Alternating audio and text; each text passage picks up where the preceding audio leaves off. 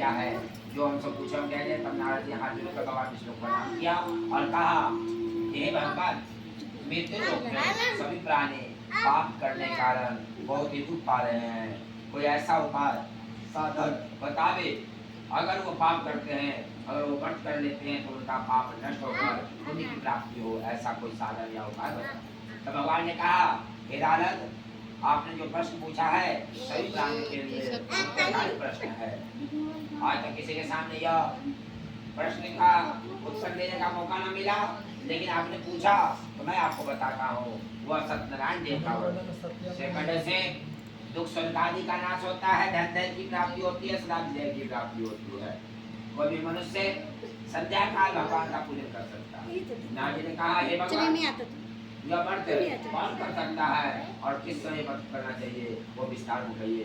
तब नारद जी को भगवान विष्णु कहते हैं कोई भी मनुष्य संध्या काल अपने भाई बंधु को बुलाकर धर्म से उत्तम भोग लगा दे, केले का फल सबको सवाई लाकर घड़ा कर उचित फल लाकर भगवान सत्यनारायण स्वामी को भोग लगा दे और ब्राह्मण द्वारा कथा सुने, ब्राह्मण को दक्षिणा देकर उन्हें विदा करे।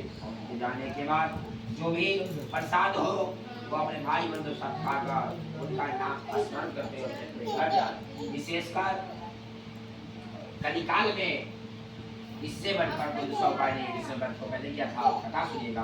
काशीपुरी सदानंद नामक एक ब्राह्मण आकर ब्राह्मण प्रेमी नारायण का भक्त था और जब वह भिक्षा मांगने जा रहा था भगवान ने एक साधु को धारण किया और आकर साधु भेष में उनसे कहा हे ब्राह्मण देवता, आप प्रतिदिन पृथ्वी पर क्यों घुमा करते हैं।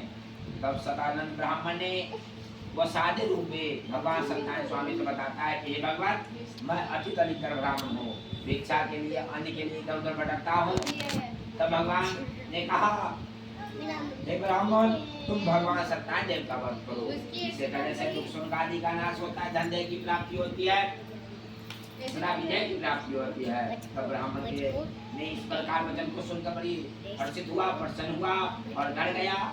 घर जाने के बाद अपनी पत्नी परिवार के साथ संकल्प किया कि कल जो भी द्रव्य हमें भिक्षा मांग कर प्राप्त होगा उसी से मैं भगवान सत्यनारायण को भोग लगा व्रत करूंगा।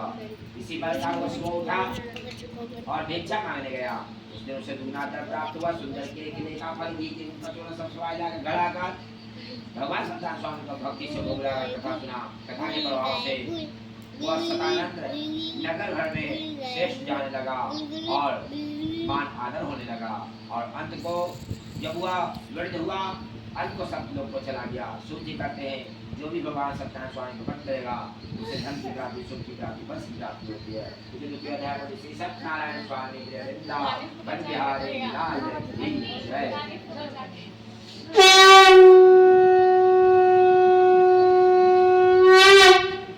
बोलिए श्री सत्यनारायण स्वामी की जय, वृंदावन बिहारी लाल की जय। तब सुनकादी जी ने हाथ कहा कि उस ब्राह्मण के बाद इस व्रत को किसने किया, वो सुनने की इच्छा है प्रभु, यदि आपकी इच्छा हो तो कहिए।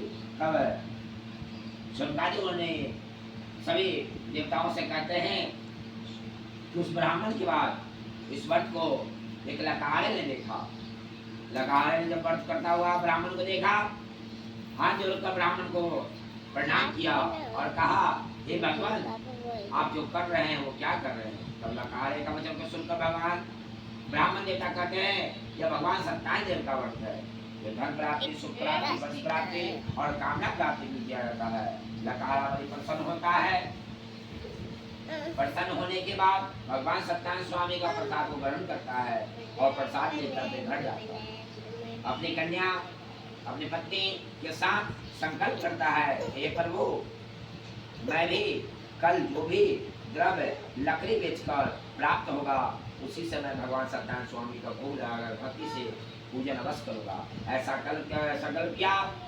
रात्रि भर उसे नींद नहीं आई। सुबह वो जल्दी उठा और स्नान ध्यान कर लकड़ी को सर पर रखा और जहाँ नगर में धनी लोग रहते थे वहां जाकर लकड़ी को बेचने लगा। संध्या काल तक उसका सारा लकड़ी बिक गया। जो प्रतिदिन लकड़ी बिकता था उसे दुगना धर्म प्राप्त है। उस दिन हुआ, बड़ी प्रसन्न हुआ और बाजार से केले का फल सभी पूजन का सामग्री लेकर अपने घर गया और घर जाकर पत्नी के साथ भगवान सत्यनारायण स्वामी का भोग लगाकर ब्राह्मण को बुलाकर कथा सुना। कथा करने के बाद वो प्रति महीना व्रत करता रहा। कुछ दिन जाने के बाद उसके समय में परिवर्तन हुआ और वह धीरे धीरे धनी होने लगा। धनी होने के बाद सब सुविधा से सुविध होकर सभी परिवार सुखी संपन्न रहने लगे और इस लोक में सुख पाकर परम मोक्ष को चला गया। इस प्रकार लकाहारा द्वारा व्रत किया हुआ जो भी जानकर जो व्रत करता है उनके समस्त पाप नष्ट हो जाते हैं। और उसके बाद उस लकाहारे के द्वारा किया हुआ व्रत के बाद उसी नगर में जब उसे लकाहारे की चर्चा होने लगी तो वहाँ का राजा जितेंद्र था, जो वह पूजन की विधि जाना और पूजन के बारे में जाना, तो वो व्रत करने के लिए उदय हुआ। इधर द्वितीय अध्याय में श्री सत्यनारायण स्वामी के वृंदावन लाल की जय।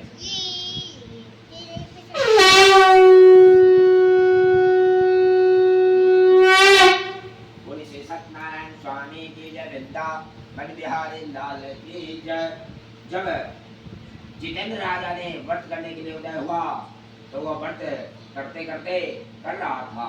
एक समय जब वो अपनी स्त्री के साथ वर्षिदा नदी के तट पर भगवान सत्यनारायण स्वामी का व्रत कर रहा था, वहाँ पर व्रत जब कर रहा था उसी समय एक बढ़िया महाराज अपने नाव को सहेजते हुए उसी नदी के तट की ओर से कहीं जा रहे थे। जब उन्होंने देखा कि राजन व्रत कर रहे हैं तब राजन के पास गया और कहा, हे राजन, आप जो कर रहे हैं वो क्या कर रहे हैं? तब राजन ने कहा, यह भगवान सत्यनारायण देव का व्रत है जो विजय प्राप्ति के लिए और राज्य की सुख सुविधा के लिए मैं करता हूँ। इस प्रकार वचन को सुनकर बढ़िया महाराज बड़ी प्रसन्न होता है और कहता है, हे राजन, यह व्रत मुझे बताइए, हमें कोई संतान नहीं है, अगर भगवान ने चाहा तो मुझे संतान की प्राप्ति होगी। और इस प्रकार राजन से विधि जानकर अपने घर गया और संकल्प किया कि मेरे घर में जिस दिन संतान पैदा लेगी मैं भगवान सत्यनारायण देव का व्रत अवश्य करूंगा। ऐसा संकल्प किया। भगवान बड़े दयालु होते हैं, जो भी भक्त प्रेम पूर्वक उन्हें पुकारता है उसकी कामना अवश्य पूरी होती है। जब भगवान का स्मरण किया तो कुछ दिन जाने के बाद उनकी पत्नी लीलावती आनंद से गर्भवती होती है और 10 महीने के बाद एक कन्या को उत्पन्न करती है। सुंदर कन्या उत्पन्न होती है, अपने जातु भाइयों को बुलाता है और धर्म हेलो हेलो हेलो जी ना पहले आया होगा, पहले की होगी एक पर 26वां उसकी तेजस देखो फ्रीज के पानी से रख दिया।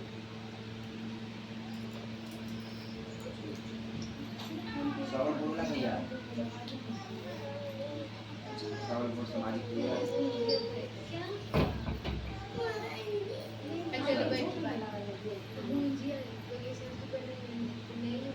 ठीक ठीक